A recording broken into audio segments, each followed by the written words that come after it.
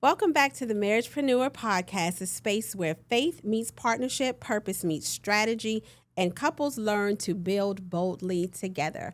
I am your host, LaKisa Taylor-Allston, and today we're diving into a topic that every couple face at some point: power struggles.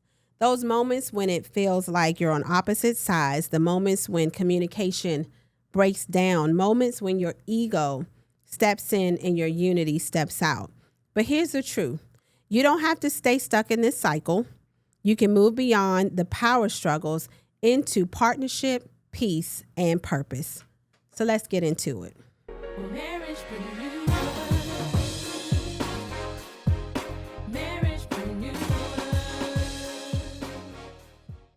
What power struggles really are?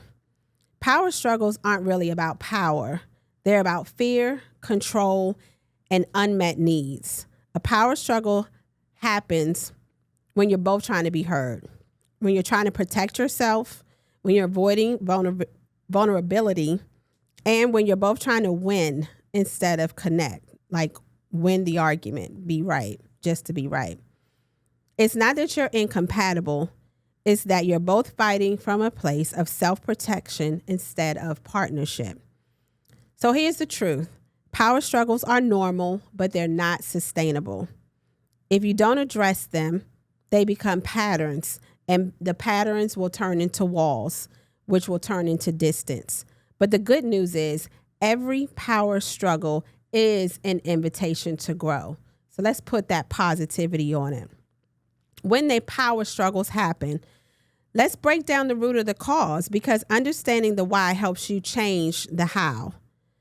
Number one, are you competing with each other? You should be trying to connect with each other. Does your spouse want space, or do they want clarity? Do they just want peace? Neither is wrong, but they're all different. So once you get down to the root of the problem, this should be part of the conversation that you're having in a safe space. That's what you want to share with each other. And hopefully you trust each other with your emotions to be vulnerable. Number two, you have to be cautious of unspoken expectations. Assumptions, we cannot read each other's mind, but the assumptions that we have sometimes, they create tension. The expectations, they create pressure. And silence just creates misunderstanding. I know one of the most popular marriage advice given during weddings for marriages is don't go to bed angry. And hopefully we're not going to bed angry. I try not in our marriage, we try not to go to bed angry. It's just too much energy to be angry at each other. So you should try to work things out, and you have to communicate to do so. Past wounds, number three. Sometimes you're not reacting to your spouse, you're reacting to your history. Your feelings are being driven by something you've experienced in the past that has shown up in your marriage and you don't want to experience. So you have to recognize that in yourself. Maybe you have to heal first before you can address it with your spouse. Or if you feel safe enough with your spouse, maybe you can trust them to help you through the process. And hopefully they will support you and be there to help you get through those types of tough moments. But it does take a lot of work and understanding for you to get through all of that. Number four, fear of losing control. Power struggles often come from the fear that if you don't push, you will be overlooked. You don't want to be in your marriage kind of being somebody who's executing temper tantrums to get your spouse's attention. And if that's what it takes, usually we call those toxic relationships.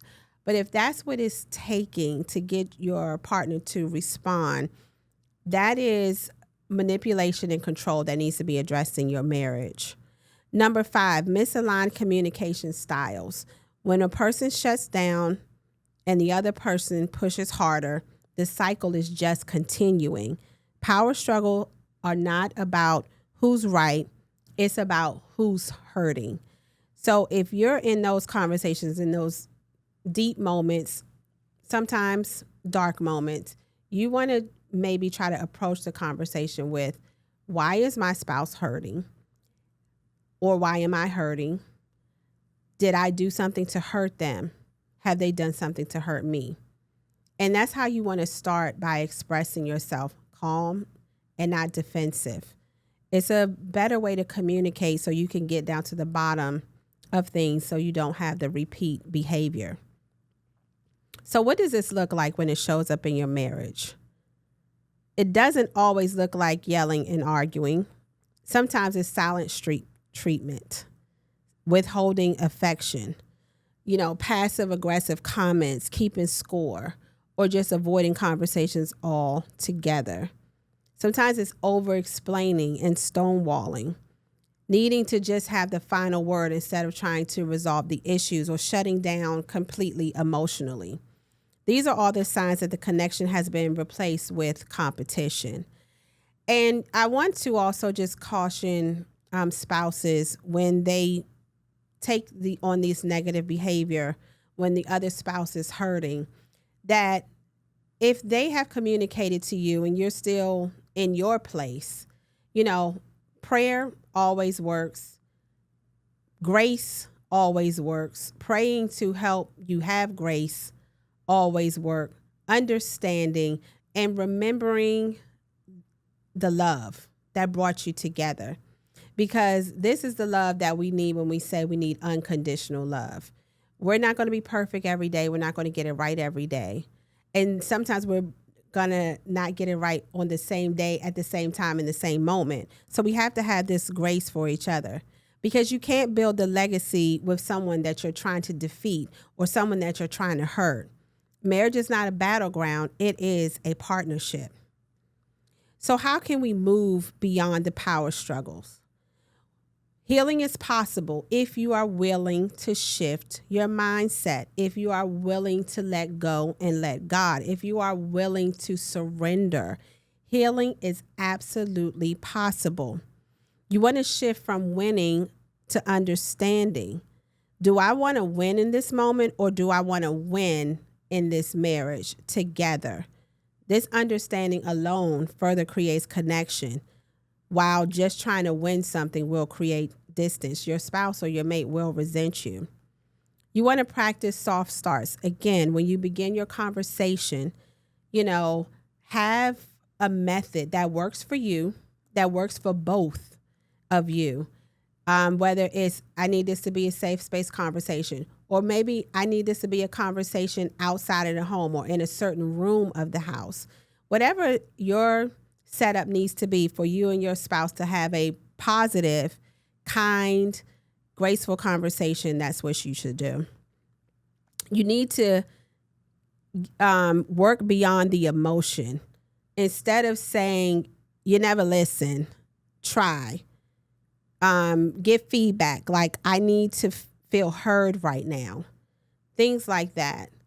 Help your spouse understand what you're feeling by being clear with your conversation. And try not to be emotional with your conversation. Focus on clarity. Try not to blame, because if you blame, don't be surprised if your spouse gets defensive. So you want to recognize the action of hurt or whatever that you need to address, but you want to try to be sure that you're doing it gently and fairly. Sometimes take breaks without abandoning the conversation, because you might need space or you might need time to process. But take those times to have space and process with intentions. Say, I need a moment. Like, just don't walk out the room. Say, I need a moment, but I'm coming back. Let me take a moment, but I want to address this concern that you have.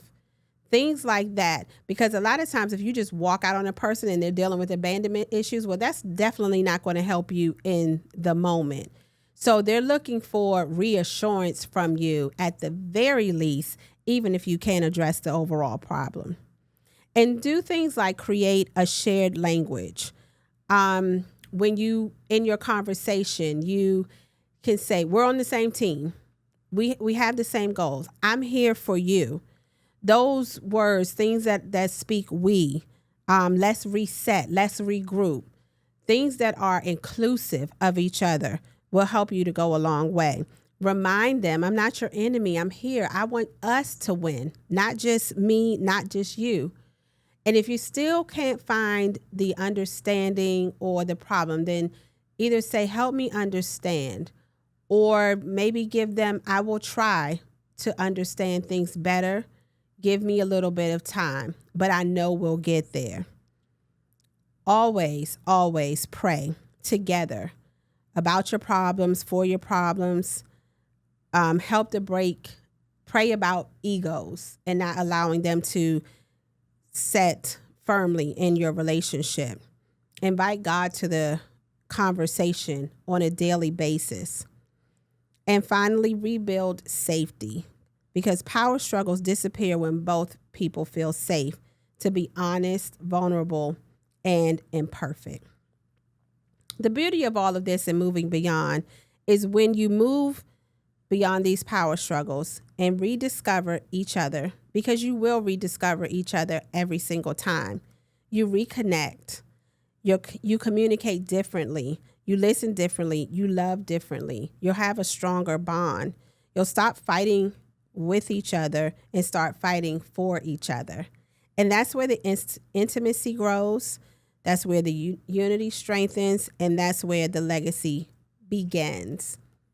So as you move through this week, I want you to remember this. Power struggles don't mean your marriage is broken. Don't go to www.divorce.com. It actually means your marriage is growing. You're working things out. We're going to have a conversation with one of my pastor friends about that cleaving and what it means, because you're still learning each other. You're stretching, you're evolving, you're becoming. And when you choose partnership over pride, connection over control, and unity over ego, your marriage can really truly become unstoppable. Thank you for joining me today. If this episode has blessed you, please share it with another couple who's ready to move from power struggles to partnership.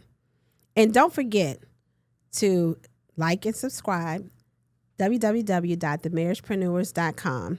Until next time, keep building, keep believing, and keep blossoming into everything God has called you to be.